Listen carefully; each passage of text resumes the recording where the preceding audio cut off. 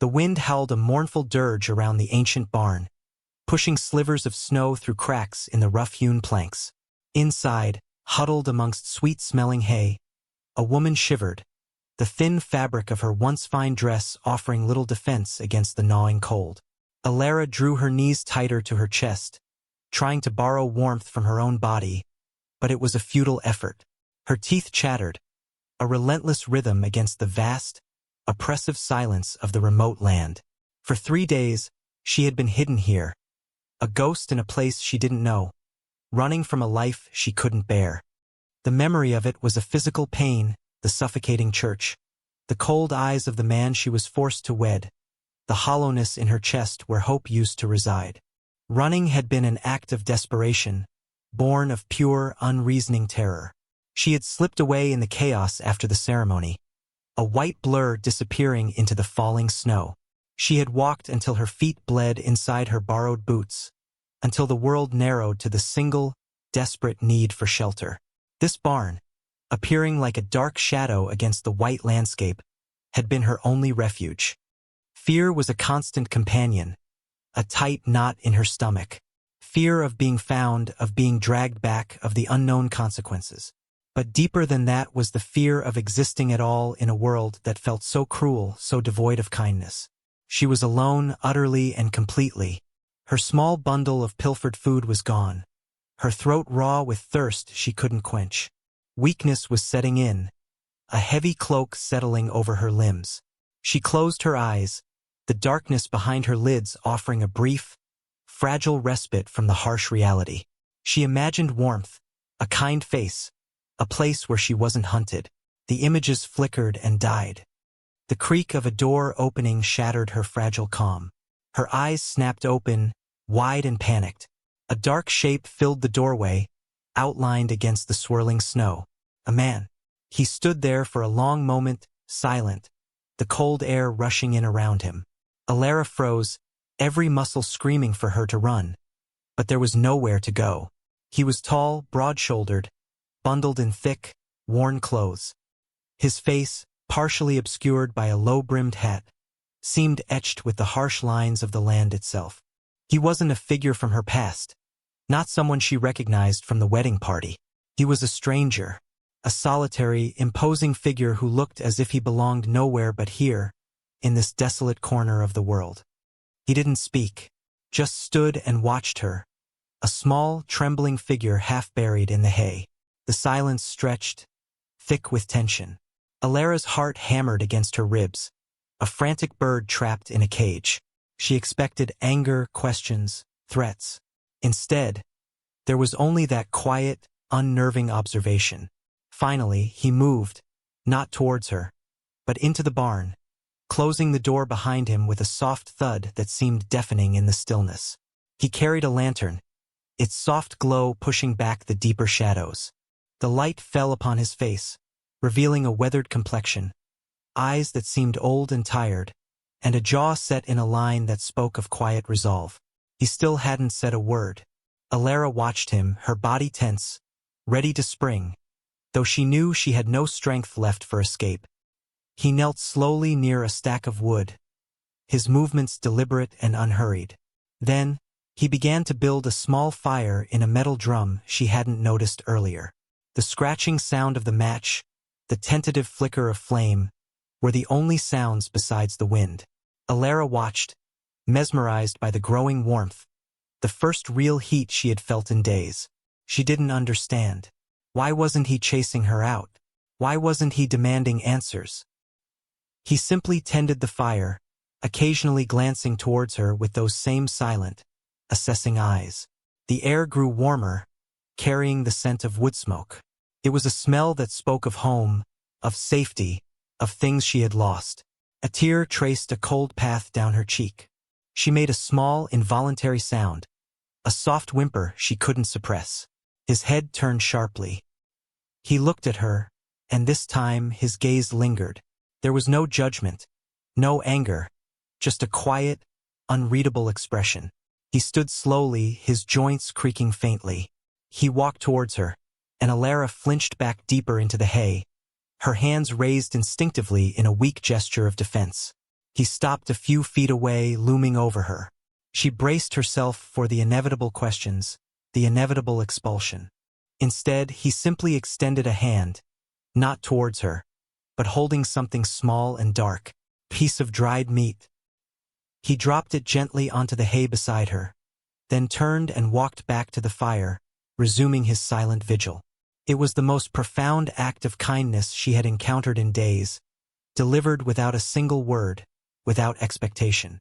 It broke something inside her. The tension drained away, replaced by a wave of exhaustion so profound she felt her consciousness begin to dim. The last thing she saw before sleep claimed her was the quiet glow of the fire and the dark, still shape of the man who had found her. The man, Silas, watched her sleep. She was just a girl, really, despite the tattered finery. Too pale, too thin, too lost. He had seen that look before, the haunted eyes of someone who had seen too much too soon. The city was far away, a place of noise and people and things he didn't understand. Up here, in the quiet, the world was simpler, harsher, but honest. He didn't ask questions. Didn't need to. The way she flinched, the desperation in her eyes, the wedding dress, or what was left of it, told a story clearer than any words. A runaway. From what or whom he didn't know, didn't care. It wasn't his business. But leaving a creature, any creature, to freeze or starve wasn't in him. The fire crackled gently, throwing dancing shadows on the rough walls. He settled down on a bale of hay nearby, keeping a quiet watch. The barn had always been his refuge, a place of solitude and work. Now it held a fragile, unexpected life. When Alara woke, the sun was painting the barn walls in muted gold. The fire had died down to embers, but the air was less biting. Silas was gone. A wave of panic washed over her. Had it been a dream? Had he decided better of his silent charity? Then she saw it. Near where he had dropped the meat the night before, a small tin cup sat beside a piece of hardtack and another strip of dried meat. The cup held water, clear and cold. A tremor ran through her. He hadn't just found her. He had chosen, in his own silent way, to let her stay. Cautiously, she reached for the cup, her hand trembling. The water was a blessing. She ate the hardtack slowly, letting it soften on her tongue, the simple sustenance feeling like a feast. Strength returned, tentative and fragile. She pushed herself up, wincing at the stiffness in her limbs. Her dress was ruined, torn and stained. She looked around the barn, taking in the details by the stronger light. Tools hung on the walls, harness lay neatly piled, hay bales formed geometric shapes. It was a place of work, orderly and spare. Later that morning, Silas returned. He carried an armful of wood and a small pail. He saw she was awake, but again said nothing. He added wood to the fire drum, coaxing the embers back to life. The pail contained more food, some cold beans and a slice of cornbread. He placed it near the fire and gestured towards it with a slight nod. Alara hesitated, then moved towards the warmth, the silent invitation clearer than words. She ate slowly, acutely aware of his presence as he went about his work, mending a bridle, sharpening an axe. His movements were economical, purposeful. He never spoke, never looked directly at her for long, yet she felt constantly observed, but not judged. It was a strange kind of safety, built on silence and necessary actions. She watched him, studying the landscape of his face, the worn texture of his clothes, the quiet strength in his hands. He was a man carved from the same rock as this land, stoic, enduring, saying little but doing what needed to be done. Days turned into a week. The snow outside continued to fall, isolating them further. Alara's initial fear slowly receded, replaced by a quiet gratitude and a burgeoning sense of shame at her helplessness. She couldn't continue to simply exist on his quiet charity.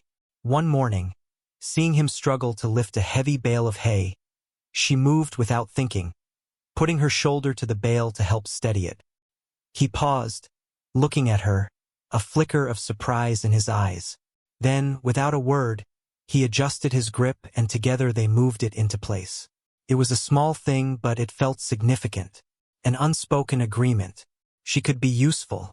From then on, she started helping in small ways, sweeping the barn floor with a worn broom, gathering eggs from the hens in a small coop she hadn't noticed before, folding blankets neatly.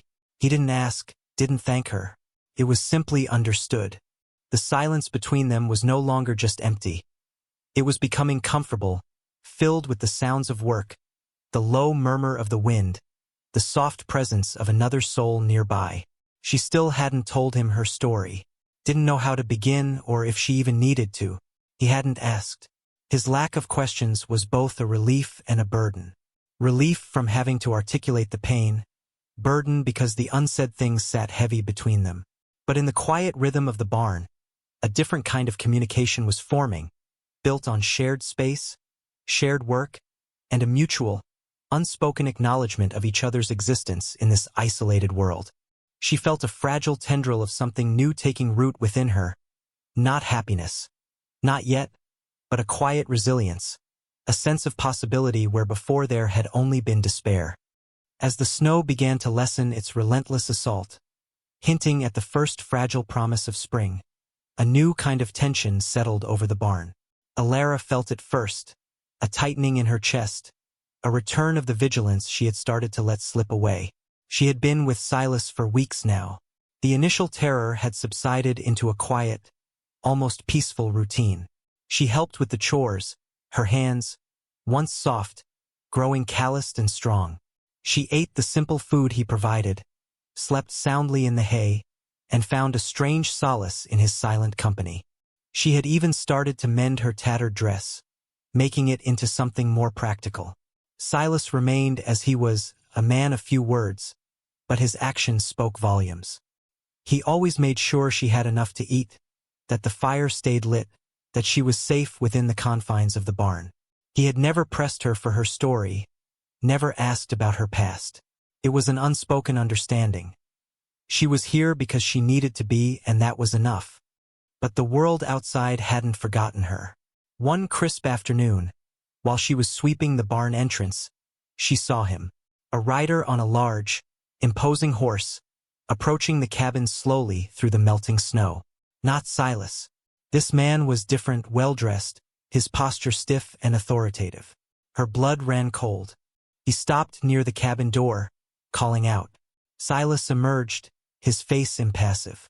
Alara retreated into the shadows of the barn, her heart pounding a frantic drum against her ribs.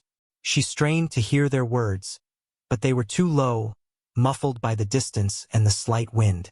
She saw the stranger gesture animatedly, his eyes occasionally sweeping towards the barn. Silas stood his ground, his arms crossed, saying little, his gaze steady. The conversation seemed long, tense. Finally, the stranger mounted his horse, casting one last, long look at the barn before riding away. Alara stayed hidden, trembling, until she heard the sound of Silas entering the barn. He walked towards her, his face unreadable. She couldn't speak, the fear too strong. He stopped in front of her, his eyes finally meeting hers. He asked if I'd seen anyone, Silas said, his voice low and gravelly, breaking his usual silence. A woman, said she ran from her wedding. His gaze was steady, waiting. This was it, the moment of truth. She could lie, could try to run again, but where would she go?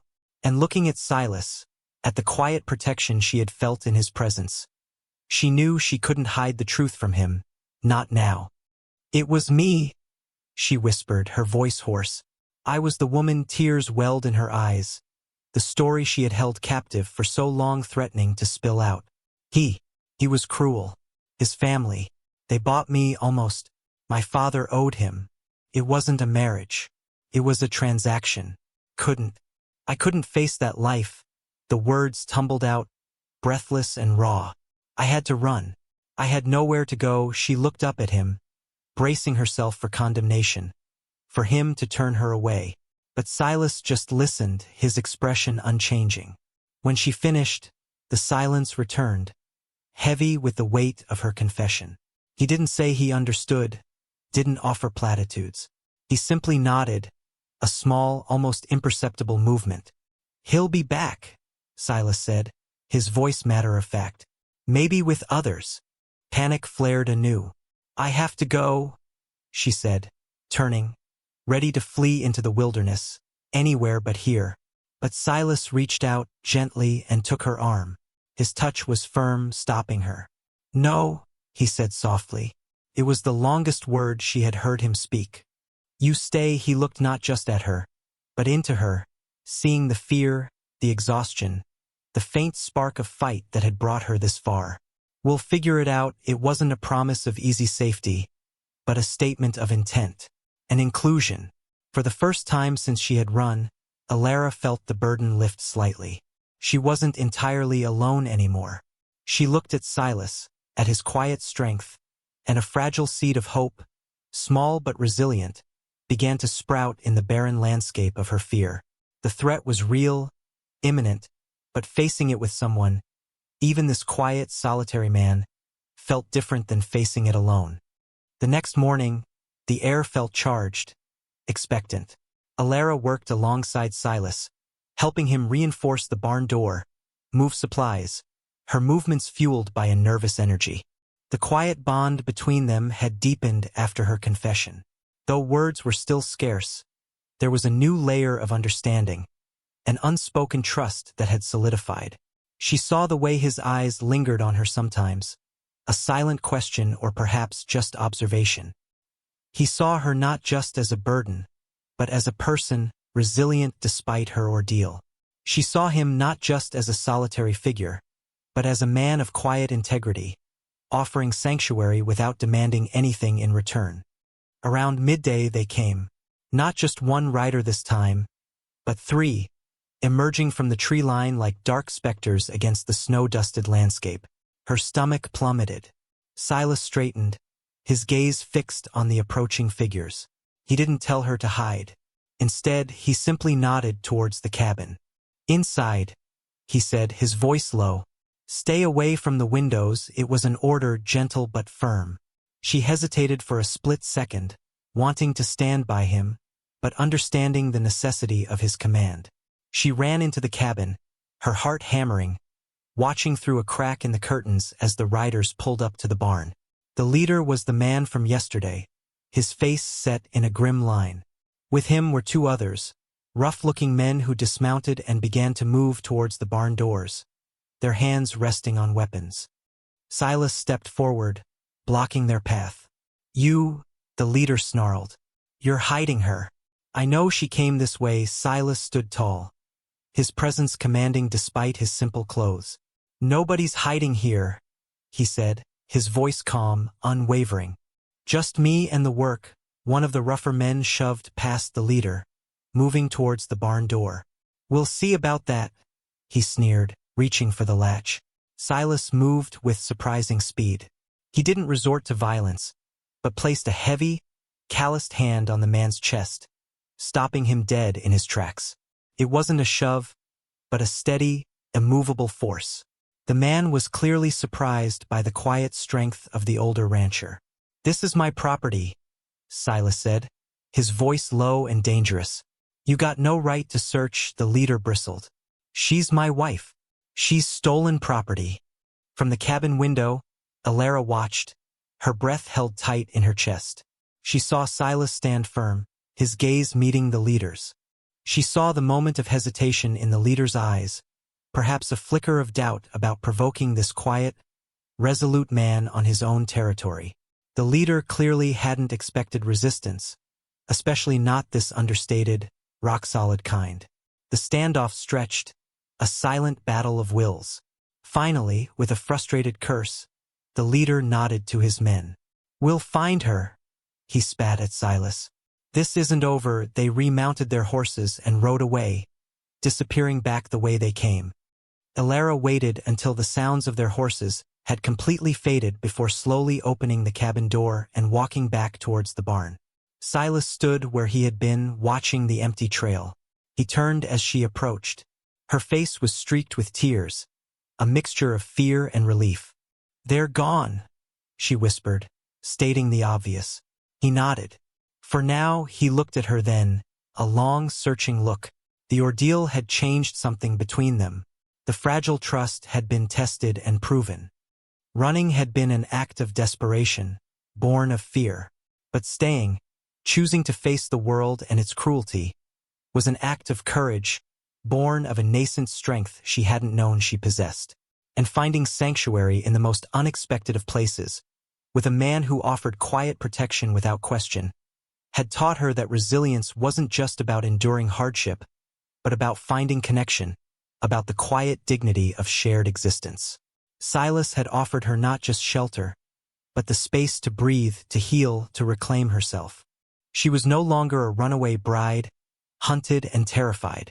She was Alara, a woman who had found her footing on solid ground, ready to face whatever came next, not alone, but with the quiet strength of the man who had found her in his barn and hadn't turned her away. The spring was coming, and with it, the promise of a new beginning, built on quiet trust and the enduring strength found in unexpected partnership.